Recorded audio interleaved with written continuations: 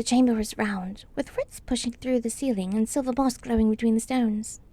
This part of the tomb felt older than St. Grumble, older than the guild plaques, older than the warnings. I noticed the air first. It was different down here, warmer, and faintly humming, the way a plucked string hums after the note is gone. Then I noticed it was humming at my wings specifically. They stirred against my back without me asking to. I stood still and let the room settle around me, which was not something I did often, or well. At the center stood a pedestal. On it rested a relic, like a small crown, though it was far too narrow for any human head and far too wide for mine. Its metal shimmered between silver and green, and the little leaves were working into the rim.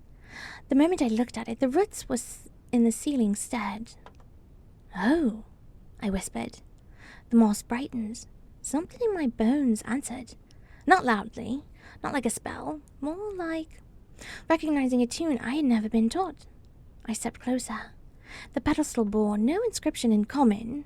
Instead, curling marks ran around its base, delicate and looping. Fey script. My father's side of the family had left me 3 things.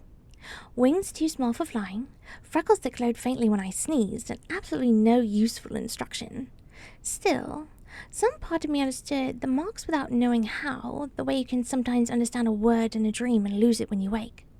Borrowed blood may claim the borrowed road.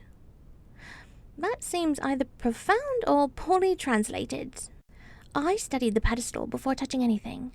4 grooves ran from its base onto the floor, each filled with old dust. A pressure release, probably, or a murder hole, or both.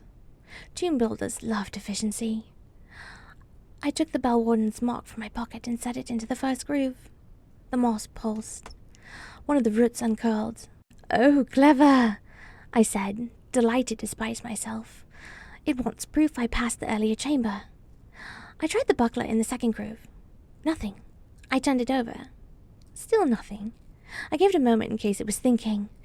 It was not thinking. Whatever this pedestal wanted, a buckler that had recently been retrieved from a chute with someone's teeth was apparently beneath its standards. I tried a biscuit from my pocket in the third.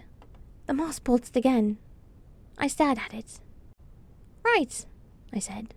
"I'm not questioning that.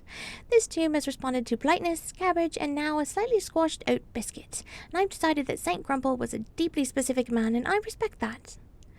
For the final groove, I placed my provisional license flat against the stone. The pedestal clicked. The crown lifted gently into the air. I beamed. "See? Brains."